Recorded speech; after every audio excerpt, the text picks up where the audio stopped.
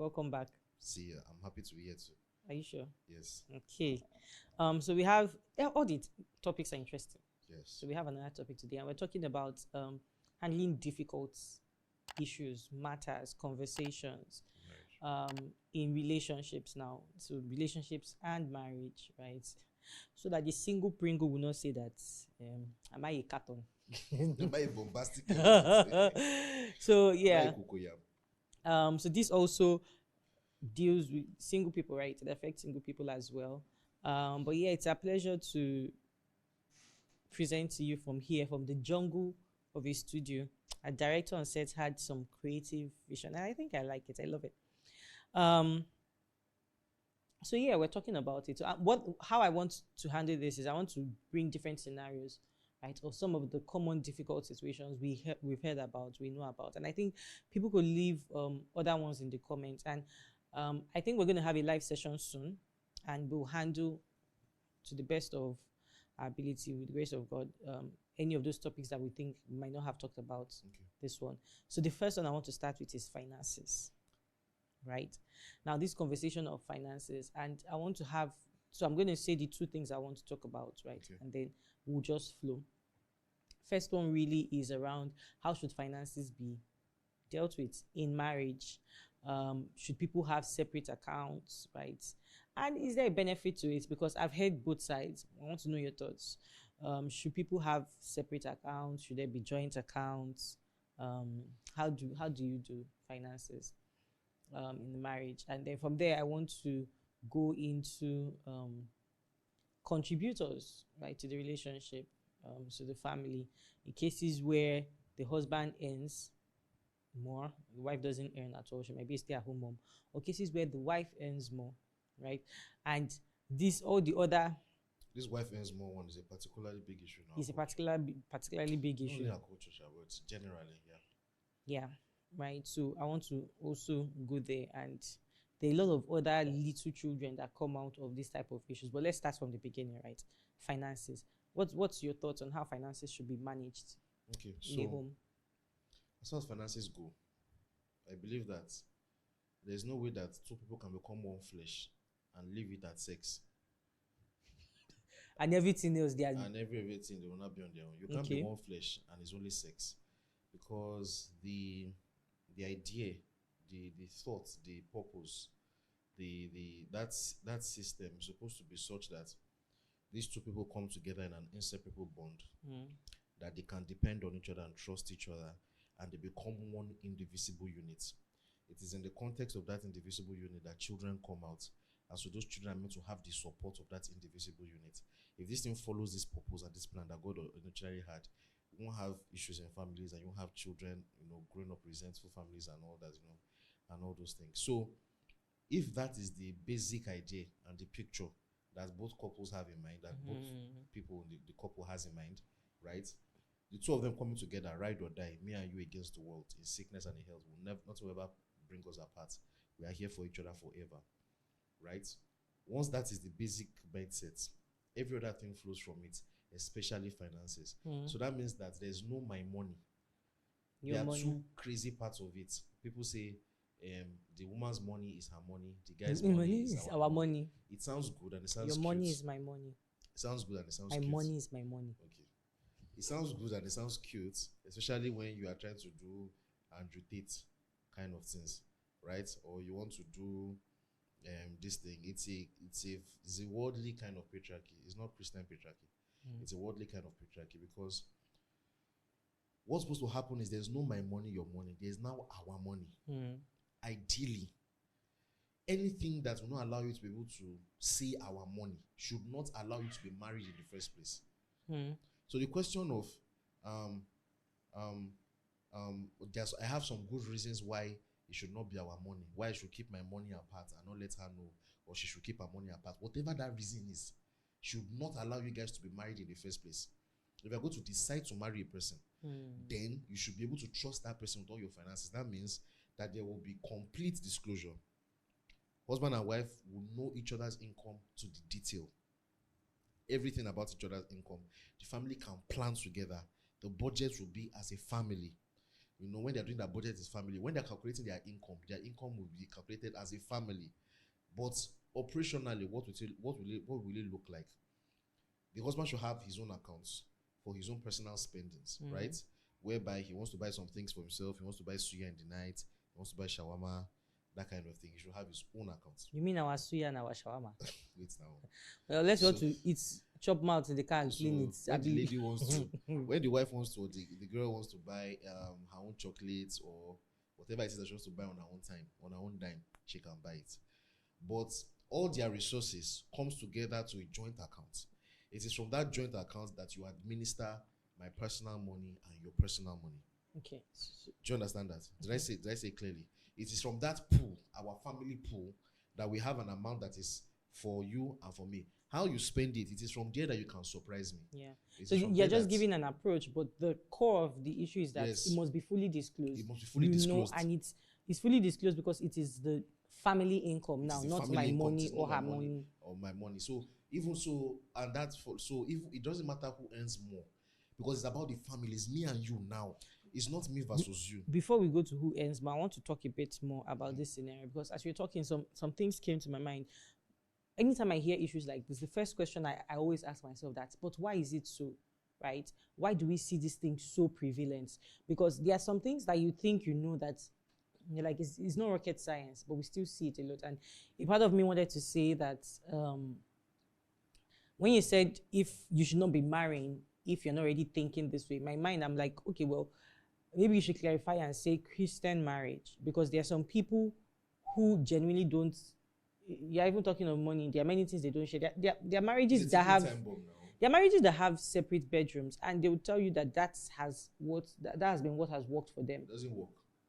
They will say it's what works for them. I'm not afraid to speak in absolute concerning this. It doesn't work. Okay. That marriage is only going to work as far as challenges permit them. At the slightest show up of any serious challenge, they will break Everybody apart. is on their That's own. why their divorce rates that people think like that are so high. The slightest challenge will break them apart. If you get into a marriage with any sense of not losing yourself to the marriage, and you are still keeping some part of yourself, that's one of the biggest problems. The issue is that when people go into marriages with plan Bs or with a sense of individuality in quotes, no, that's the bad one, because you can still be an individual. Yeah. You are still trying to be separate. So you are going to the marriage and you're still thinking, my money is still my money. I'm still on my own. Yeah. And she's going into the marriage because she's still thinking, I'm my own. And there's no real unity in that marriage. There's still no ride or die. Because what will happen is that situations will so they're just aligned. They are just alliances to the extent that your challenges will allow. Exactly. It's just an alliance. And very good strategic partnership. It's just a strategic partnership. It's only as good as you have common and issues. So that is why for some people it might be easy for them to, when they get to the issue that their alliance cannot, just break up. They will just go their separate ways. Exactly. And that's not marriage. That's what's destroying our society. That's why children are being born into single parents' homes and there's so much mental issues for young people. It's wrong. Don't get married. Do your do and let Don't do your do and be on your own. Do you understand? If you want to say you want to go to the altar with somebody, then you must go, and both of you must go with that mind of we are going for each other. So that you're not going there thinking about my money or your money and all that. It is our money. Another part that came to mind really was, I was thinking about, again, saying that, is this a Christian marriage type of thing? And I was realizing that, I wanted to say that, well, this is something you can recommend for Christian listening, but other people. But then I just realized everybody should take it. Funny enough, I just realized that in some societies, that's why if you get married and you don't disclose, and you divorce, whether you disclose or you don't disclose, if you take it to court, they will divide your assets into two. And if you hide your assets, it's now a criminal offense, right? Especially, oh God, so very smart one. It's a criminal offense. So even though societies recognize the fact that nothing like my money, I think it's because in Nigeria we're not able to have proper laws that protect people. Because if you understand that, if you like hide the money under your kulu. Can I say something? Sorry for yeah. Can I say something? I think it's a Christian thing too. It's a Christian value system of there's no my money, your money. And so those kind of mentalities, they flower in Christian societies. Western Christian societies. That's why you see those kinds of things. Because the eternal archetype for marriage is one flesh. So there's no my money, your money. That's why if you divorce in those countries where they know what they are doing, there's nothing like my money. if you don't disclose it, it's a criminal offense. Yeah, it's a criminal offense. And so if your when you want money, to they will split it- split it in half and give it to her, because so whether you like it or not, once you are entering, you must enter with the mind of your money is our money. Yeah. So that's what And the last time disclose all coming the up with. finances and all. That's what last time coming up with. I just prenup. prenup. Yeah. To say I want to keep what I want. I'll keep what I want and not. But that is the reason why their societies are not working. Single parenthood is too high in some groups, as high as 70%. Is wrong. So that's why you see all kinds of things happening in the society. You know, all kinds of things are going on in their society, and all these evils, all these things. A lot of problems in the society actually start from dysfunctional families. Yeah, from the drug units, addiction, from the dropping out of school early, teenage pregnancies, even atheism and not believing in God. A lot of those things that first comes from broken families, child abuse, children being abused, children not maximizing their potential, mental illness. This one is a big one that I discovered recently. Mental illness, the percentage of children that have mental illness that come from broken homes, crazy many folds that of people that come from same homes. These are the things causing it. And they're dealing with that trauma Exactly. down to, so they are If you want to get married, don't go in with a psychological or actual prenup. Don't go with a psychological or actual prenup. If you are going in with all of who you are. And make sure you're marrying someone that is coming in with all of who they are. This thing you just said, right? When you understand the import of this statement, you won't even be in a hurry. Exactly. To just marry any type of person. Exactly. Right? And there are some things that you would have already started looking at, because that's what people need to understand, that when you see some signs, right, while you're dating, I don't know why people think that when you get married, the thing just kind of erases people's character, or like they just, once you see those signs, you see the guy is very shady with his finances, or the lady herself has secret funds. Secret funds. Secret funds and secret sponsors. Right? But then again, see, the heart of man is wicked. Yeah. There are also people who have been burnt, right? There are so many stories. Like, all you need to do is talk to even Nigerian divorce lawyers. Oh my God, your ears will be filled. There are cases of the man will take the woman's money and will still put his brothers as next of kin. And the unfortunate thing now is that I know. Our laws are not really helping women in cases like this, because they still go away. We have with a lot of laws that don't protect women. Like, so for cases like that, when I hear people say that, oh, my mom told me that, as I'm getting to marry, you still have one colo that is your, do you understand? And I also believe that women empowerment is actually financial empowerment, right? You can have women that are stay-at-home moms and everything, but you find out that the reason why a number of them might be taking abuse is because they're not financially empowered. So these are the other angles to it. Angles and sinful things that have made people go with the mindset. You know, we keep talking about co-shared experiences. So they are learning from other people's lessons to be able to say that, okay, I hear you, right? But I'm still going to have my, do you understand? Like, this one of next of kin is a particularly painful one. Imagine you, the wife. Like, I've heard of this a lot. Imagine you, the wife, and the next of kin. Sometimes, okay, brothers, that one you would think is very, but guess another funny one. Next of kin is children, right? And the wife is still alive. So the husband dies, and the wife kind of gets nothing, and everything goes to the kids, and they're like, so these are all the other funny parts about, you know what I would say to that? Yeah. I really understand that, and I sympathize with that, right? And if I had the power to make sure that this kind of thing never happens to anybody, God knows I would be willing to do that. But you know, the real solution to that is not to still try and get married with a psychological prenup. The answer is to make sure you get someone that does not believe that. That kind of person, yeah. You know what we should do? We should do natural selection. Women should do natural selection.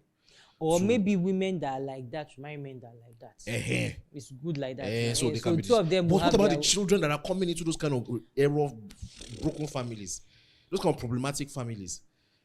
So we know we're going to do. We want to do natural selection.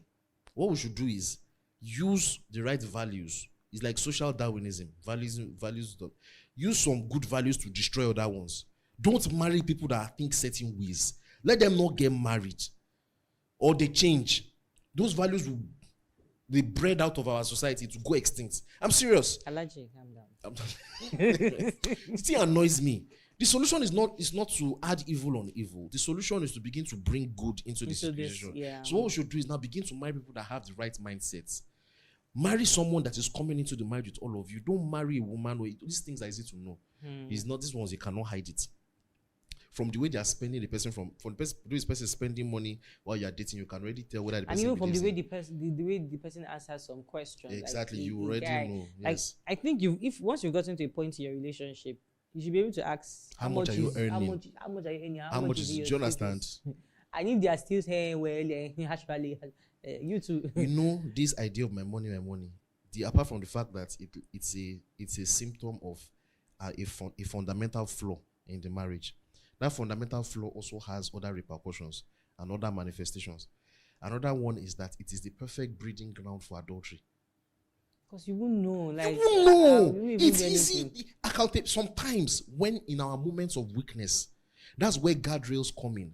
In moments of weakness, it is accountability that can save you. A guy can, or a lady also, it's funny, not just guys, because you know that myth that it's only men that cheat. I told you now. Recent studies are showing that men and women are cheating. I'm still struggling with this. Okay, your recent studies. If I don't believe, men and women are cheating equally. If not, when women are even cheating more, just that women know how to hide it. Well, anyway, let's not go into all that. Right? In a moment of weakness, what can save many people is accountability. Yeah.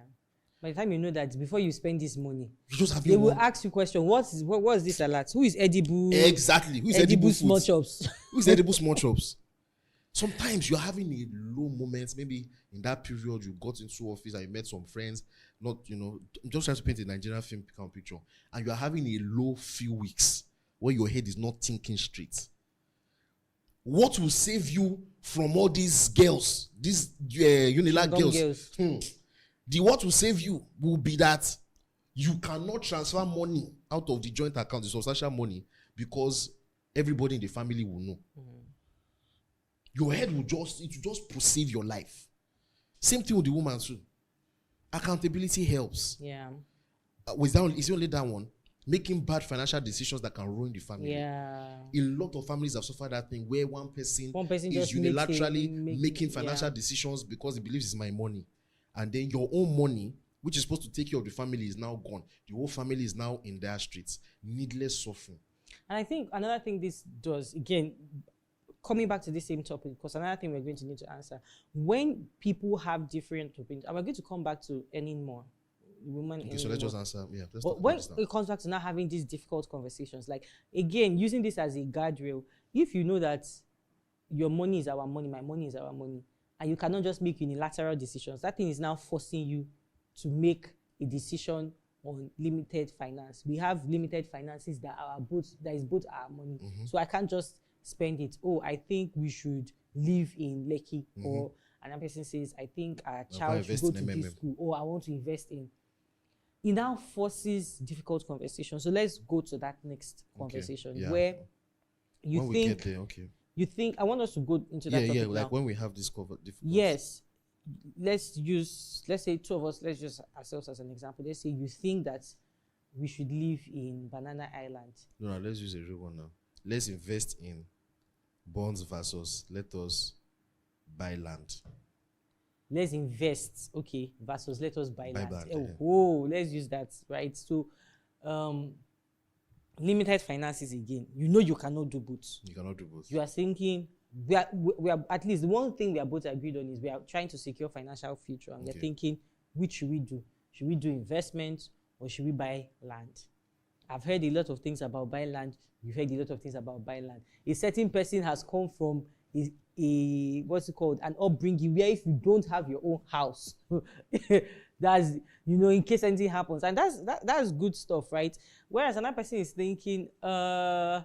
Dollar is like this. If you change the money into dollar and you can afford conversations like that, and you are fully convinced, I'm fully convinced, right? And I'm just trying to tie it together to say that once we have that joint finance, it forces us to have difficult conversations. Yes. I can't just hurry and go and make a decision because I know that I'm not accountable to you when it comes to finances. We have. So how do you handle cases like that? Okay, so when we have a tie of two, because this is actually very interesting thing, because what's one of the unique things about marriage is that it's a relationship between two equal people who each have a vote, and their vote is 1-1, and if they there's no tie. So that's why, of course, in the Christian templates, that's why the husband someone has to be the lead, Yeah. and that person has to be the tiebreaker in the Christian family, right? So that's the basics for Christianity, is that one person has to be the tiebreaker in case of So situations like this. let me No, I'm up still the coming. game. I know. Let me I'm still up the coming. game. Okay. So, and I'm talking from the angle of a woman now to say I'm convinced I know. that this Mr. I'm coming to Tiebreaker. that. So let me even up it. Let That me say I'm a this Mr. finance. Tiebreakers- Yes, now So let's even up it and say you are even a finance person. I'm a finance person, and this you Mr. know what you are saying. I know what I'm and saying. this Mr. Tiebreaker does not really know what to say. I'm coming to that. Okay.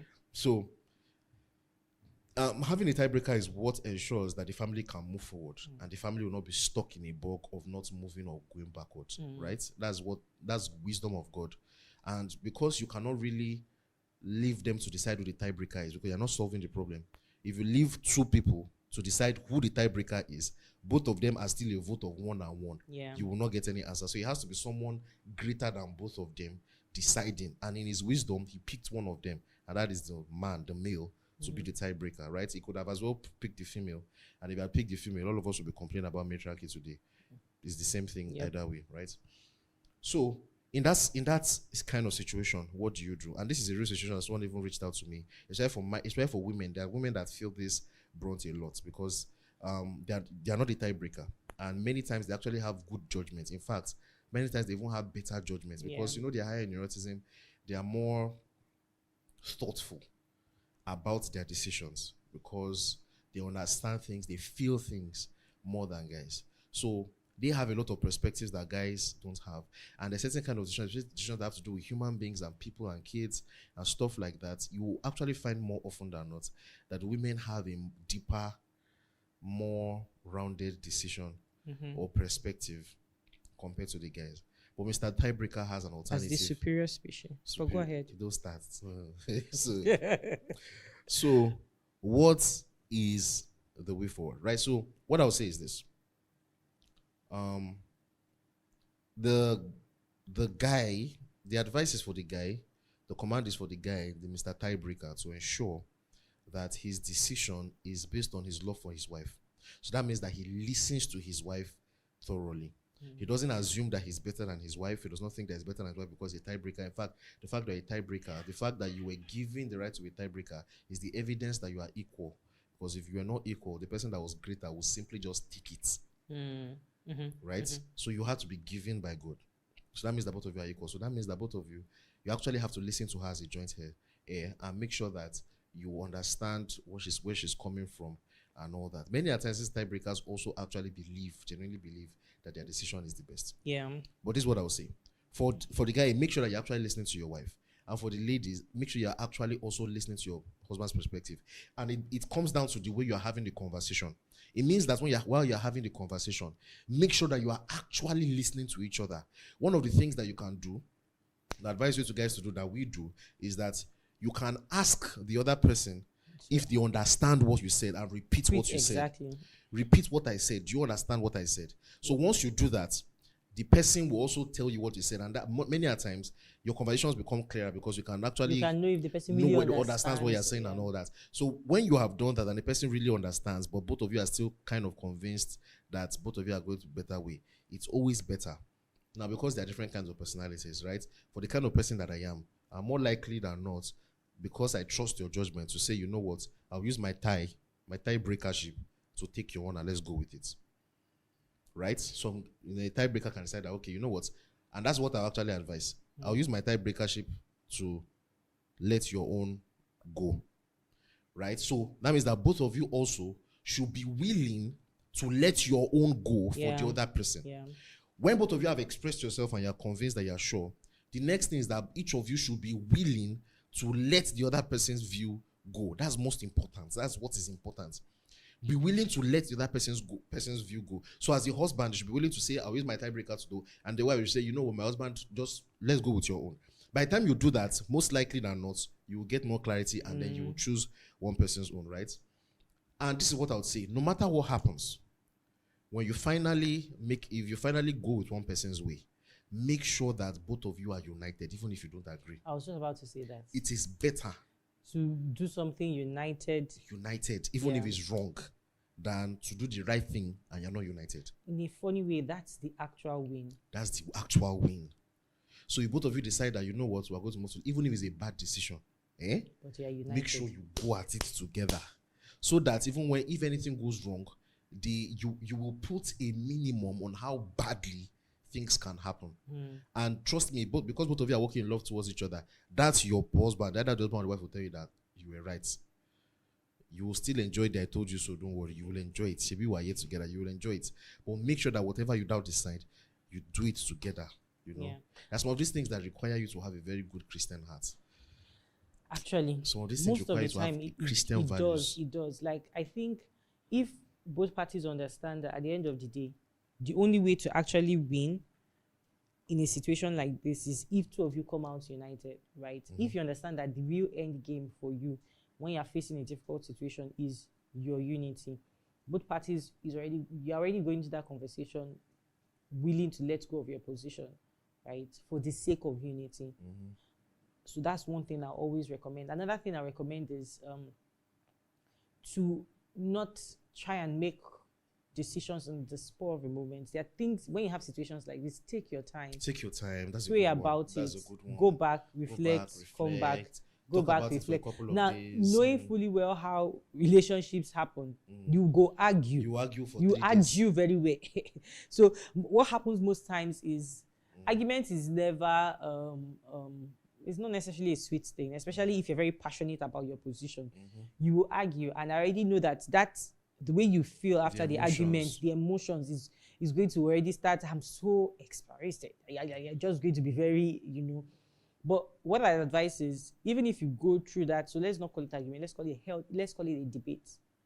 Even if you go through that, you're passionate, you're trying to say what you want to do passionately, I think you should always give things some time and come back to it. Then give it some more time and come back to it.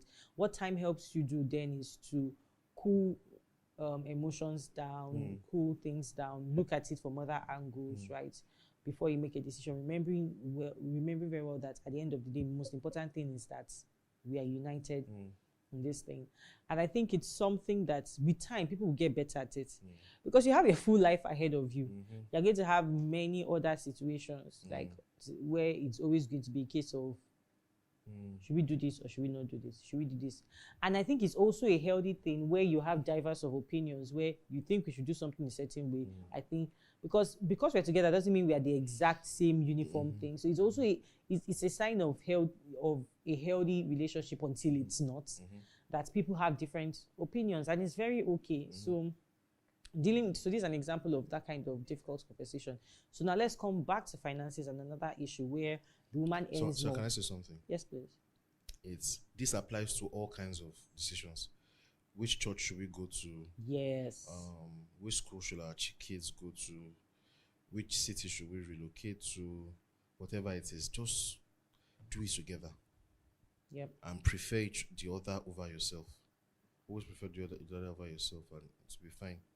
As long as you're united, you'll be fine. Yeah. Agreed. So the woman earning more, right? This thing you would have thought, but that's another thing I'm realizing. You don't always assume people think the way you do. You'd have thought that a woman earning more should not be a big deal. A big deal. So now let's have a man-woman conversation.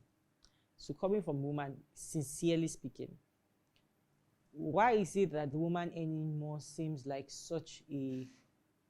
Now, removing Yoruba baby boys that just want to flex on their sugar mommy's money.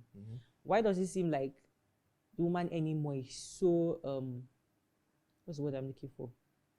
It feels so scary to guys. Why are guys so... I don't use the word insecure, but... Use the word insecure. It's correct. Why does it appear? And again, I like to say that people's feelings are valid, right? It's what you do about the feelings, about how you handle it. So if you find, as a guy, you find yourself feeling insecure, I'm asking you now as a guy, why do you think that dating someone who earns more? When I say earn more, I don't mean that she's earning 20,000 more than you. So like, you're double, like 50% or triple. Yeah, significantly more than you. Why do you think it's such a cause of concern for guys? To be honest, it's not just for guys, for girls too.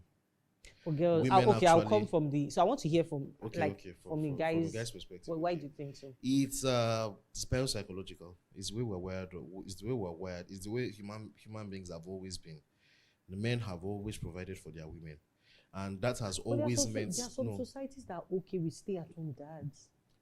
Which societies? Western society. They deceive you for TikTok. Uh-uh. In the real on ground, ask them on ground. Forget all those New York and California talk. Those are like the minority of people.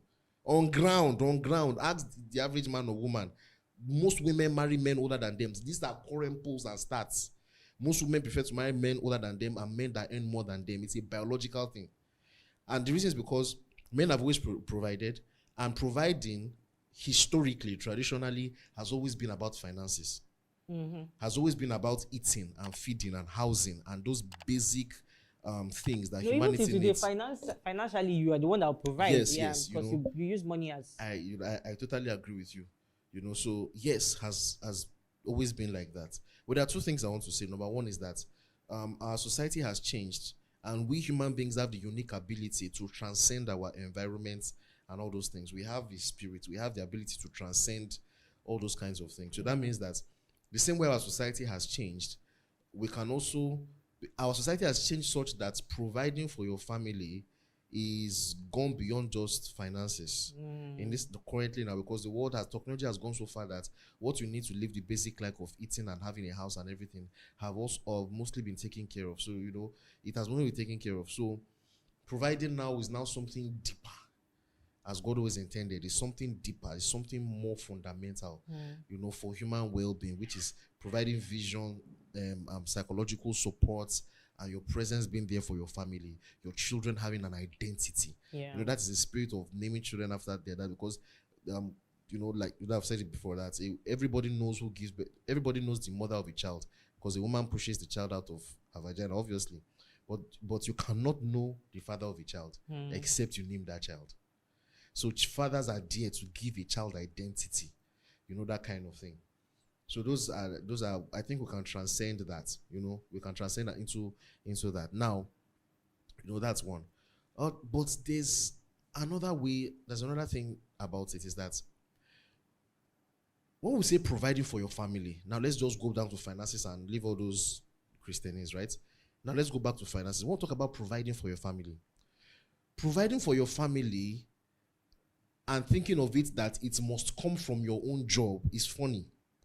Providing for your family is whatever finances is coming into your family, you being responsible for making sure that it takes care of your family. So if God has blessed you, such that the money is coming through your wife, you are still providing for your family. Because you are the one that married her. It's your wife, and the money is coming to your family. So providing for them, for that family, is taking the money that you are earning and the money that God is blessing you with through your wife and administering it properly for your family. That is how to provide. It's not about where it is coming from. Think of it like this. It's very, very silly for you to think of it. Imagine, do you get angry when the fact that it is another man that is paying you your salary? You go and work, and then someone pays you your salary, and you take that salary home. Do you feel less of yourself because it is not your business? How the money comes is not the issue. Do you understand that? Yeah, I do. How the money comes is not the issue. If you have your own business, if you are earning a salary, the money came through you, and what you did, the actual provision that you did, was that you administered that blessing properly for it to take care of your this thing. So think of your wife as an added stream of income. Think of your wife's income as an added stream of income. I understand that traditionally you think of provision as a man going out to hustle and him bringing the money inside. But no, provision is more than that. It's deeper than that. And just to clarify, this is a case where it's not as if you're not working. It's just that she's earning more. It's just that she's earning more. So you should actually think of your wife's earning as an added stream of income, not a reflection on you. So should I tell you one funny thing about things like this? You find out that I don't know, I think it's one of the conversations that is recycled on Twitter.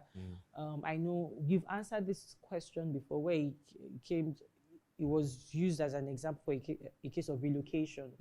Or let's say two of you are dating, you're about to get married, your wife works in an oil company and lives in Port Harcourt, and you work in a bank and you are a teller and earning 120K, she's earning 750K. Where should we live? And of course, people are always saying that as a woman, she needs to submit to her husband, she needs to come. That thing does not make sense to me. Because that is an added stream of income. It's a practical decision. So you are actually providing for your family by going to where you can earn more. Yeah. By staying with yourself so that you can earn less, you are not providing for your. Do you understand that? Yep. You are not providing for your family. You are cutting your family off from much needed money. So providing means making decisions that will bring more money to your family. That is how you provide. So I even want to add another angle, and well, let me not underestimate unreasonable men. Say that if your wife has an opportunity to relocate, and is your wife relocating, you gotta be, by relocate I mean like jackpot. Most of the time, guys will go. Don't mind them. But when it comes to Nigeria, moving from Lagos to Port Harcourt, they will say no. I mean, does it make sense? But then again, there are some reasonable people that can say that no, they cannot go. That man doesn't love his family. He has put himself ahead of his family. If you are thinking of your wife and your children first, you will provide for them. And what that means is that you will make a decision where more money can come. And God has blessed you with a sweet sugar mommy that will bring more money to you. You will be happy. You will give God thanks and say, thank you, Father, for this other stream of income. And you provide for them by making decisions that will maximize the income of your family. Yeah. See, I want to say something. I get it.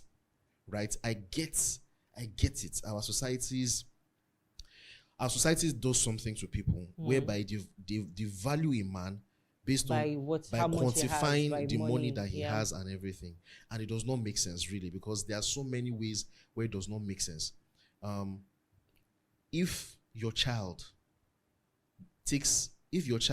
and your wife give birth and your child is cute and someone takes the picture and put it on Facebook and Pampers wants to use your child as a baby model, and the child is now any more than both are you less than that child? True. If you are a guy, you are working and hustling in a dumota and you are doing business and everything, and one 19-year-old boy can code, and because he can code, he raises $1 million. Does that mean you are less than that coder? The amount of money a person earns is not the calculation of their value. Yeah. The life of a person cannot be how much money they earn. The amount of money a person has is not a calculation. How, if not, that means doctors are less valuable than Yahoo boys. A medical doctor will go and be saving lives, and they will pay him 400,000, 500,000. A Yahoo boy will go and scam people. A Yahoo boy will go and scam people and earn millions and millions. Yeah. Does that mean the doctor is less than the Yahoo boy? So you have to first of all make sure that those are the things that you do to make yourself be a good husband in marriage. First of all, delete the mentality that your value as a husband is based on how much money your job is paying you. That's not what makes you valuable to your family. Ask your wife, ask your children. They will tell you that what makes you valuable to them is that you are there for them, that you take care of them, that you are ready to protect and defend them. And that is your value. So don't do things that will restrict the income into your family. Maximize it. Make decisions for your family that will maximize the income. If God has blessed you and your wife is the one that God is using to be your cash cow, please fatten your cash cow and drink and milk it. You understand? So I feel very passionately about this matter. I know you do. That's why I just let you. Okay, as I've said enough, let me not take.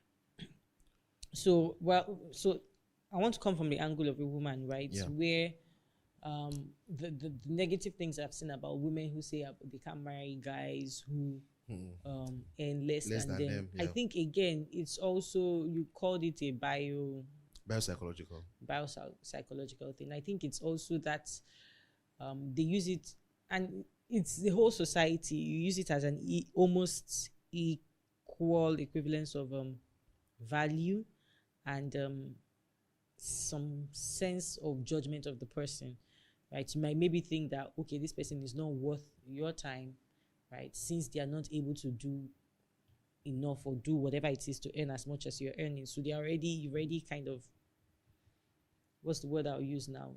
You've put the person in some kind of cap. On the other end, it might also be a sense of if the person is a laggard or not. You are passionate about not being materialistic. I'm passionate about laggards. Laggards, both men and women. Right? People who just are not ready to earn, are not ready to do the work, put in the work to earn what they need to earn. I don't like that too. Yes, and they are looking for some kind of easy, because you've heard of, I think it's not even a today thing, from time immemorial, we've heard of guys who try and take advantage of women, like proper sugar boys that are just looking for people to chop their money. There's a certain region in northern Nigeria where they've earned a name, right? I don't want to name names. They've earned a name of boys, right? They redact but you get what I'm saying. And they've earned that name because it's a popular thing where you have a lot of guys there who are not doing anything and are just looking for sugar What mummies. is the name? They can redact it. I think it was say it. I don't know what. Oh, continue. Yeah. So they've earned. Is that what you like to say that you're feeding this thing? I beg you, continue what you're saying. Please cut. Anyways, so they've earned a certain, what's it called? They've earned a certain stereotype, right? About, and you can tell the story. Older woman who's earned more and things like that, and the guy just comes, chops her money. They are also the type where older woman, she's not married, but she's well to do, and you just find one. In fact, Yahoo boys, there's a whole stream of Yahoo boys that's how they make their money. Younger boys are looking for older women, and so there are a lot of women that it might just be some kind of defense mechanism where they see that type of guy and they almost already want to think that there's already going to be that tendency of them wanting to take advantage of them. These examples you even give they are even close to the edge. There are some examples that are even more in the center that are more common. That you meet a young man that just wants to be sitting down at home and not getting a job. Do you understand? Say, what's your plan? I'm just seeing how it goes. Yeah. What are you doing? I'm just seeing how it goes, and he's waiting for something to happen. And they are more common than you think. They are more common than you think, right? And the funny thing about this other example you gave is they exist in all socioeconomic classes. Oh, yeah. You can have trust kids that are laggards. You can have poor people that just want trust fund kids that are laggards, and you can have poor people who just want to be drinking kai at the garage and are actually not working for their family, and the worst part is that those people don't stop having sex, so they don't stop having children. They will have 5-10 kids. It is the wife that is carrying all the load, carrying all the responsibility, running around. So you're supposed to flog that kind of person. Imagine the mother of children like that. Imagine a woman who has that kind of husband and gives birth to daughters. What do you think she'll tell her daughter? Children that make sure you marry a man that is I get that. And she's also going to tell her son that don't be like your useless father, right? So that's where most of this thing comes from. That's the immediate defensive mechanism that we have learned because of the nonsense that has happened in society, right? But what I would say is, you know that the solution to that problem is not to tell people to marry a man richer. So that's to marry a man that is not a laggard. That is not a laggard. That's the thing I was actually going to say, because you know another evil of it is women now start looking for a man that just because he's richer. Just because, and you are now, because you're trying to correct one thing, you're entering into another problem again, right? Yeah. But there's this thing that people always joke about. Will you rather cry in a Benz or cry in a keke? Oh, honey, there are some tears that you cry in a Benz.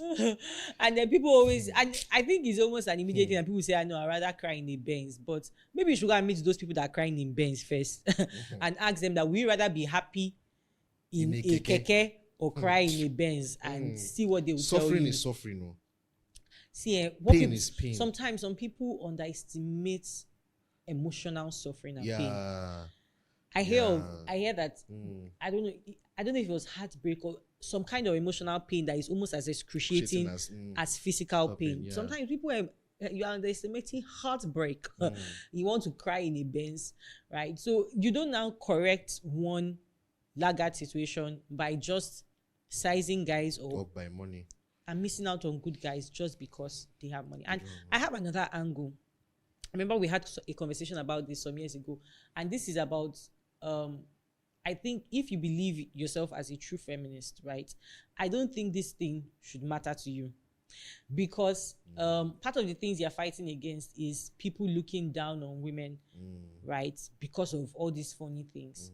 And if you truly believe people are equal, people should not be looked down on, people should be taken. Do you understand? And you'll be looking to marry a rich man. Then you'll be looking to marry a rich man. What is the rich man going to do for you that you can't already do for yourself? It's a classical feminist, first wave feminist. Do you understand? So that's another thing I look at it, that in the sense that if you're looking for a guy to provide for your family, why should the guy provide more for your family than you if you truly believe that you're equal, right? I know that the conversation can be a little bit more complicated than this, especially if you're the primary caretaker and all those things. But I think the mere thing of looking at people and judging them as less than just because of the money that they receive. What you need to understand is whatever scorecard or whatever metric you're using to judge other people, what you are also saying is that I am saying that this should also be used to judge me. Yeah. So if you are happy with judging other people like that, then are you trying to say that because you're not as rich as other women, you are less than than them? So is that funny value system that you think is just on one thing, but it permeates a lot of other things? But that being said, what I would say is it, of course, you must always look out for laggards, and you must also always look out for rich people who are going to break your heart, right? But don't just use money as the only thing. It's actually values. It's values you should focus on. Use the values. Don't just use money as the first thing you're going to just use to strike people out. It's the same thing as using fineness to say you just strike people out and you lose out on a very fantastic person. Do you understand? So don't just use money. And let me tell you the funniest thing about money: the fact that somebody is broke today does not mean the person cannot make money. And the fact that somebody is rich today does not mean the person cannot become broke tomorrow. That's why how did Paul put it? He put it as uncertainty of riches. Yes, that's riches are uncertain. Whatever thing you will do, marrying a person, after you marry the person, if the person becomes poor, whatever you will do is what you should do before marrying the person. What I mean is this idea of marry a rich person so that you not suffer. No. If the person is rich and now becomes poor after you get married, what will you do? True. You say, I'll stand with him. Then what? That value system. Then use it to choose a person before. Yeah. Use it to choose the person before. That's just it. Yeah. That's just it. And then there are some funny cases of, people going crazy just because their wives earn more than them. And guys will do stupid things to just overcompensate their insecure masculinity. You don't need to do that, right? If you cannot relate with what I'm saying. But babe, this thing you just said, there are also women who earn how much they who hide how much they earn because of this thing. All those kind of silly things. Like they'll be hiding it, and then sometimes you want to pay. Do you know how many times we've gone out together and you say you want to pay, they will come and meet the man. So I give my wife the cash, she get money, bill am. They'll come and pay. Say, no lad, I'll give you 90 pay for it. Or you don't have to be doing like this. Right? I don't know. But yeah. So what I would just say to you guys is don't let it get to you. And if you can't relate with the kind of value systems I have that I'm talking about, I'm trying to explore, you can't relate to it. I'm talking like this, just doing bang bang with your head. Trust me, this value system is what will give you peace of mind. And if you cannot get it, you should reach out to or get saved or come to church and let people explain those core value systems that will make you be able to have this freedom of mind. But this is the way to live. If not, you just be torturing yourself. Yep. Yeah. So. Yep. Yeah. All right. This is how it is. This is it for difficult conversations. Difficult conversations and difficult matters. And like I said, there are other things that people might have. You could drop it in the comments. Thank you so much for this episode. Right. See you at the next one. Right. Thanks, guys.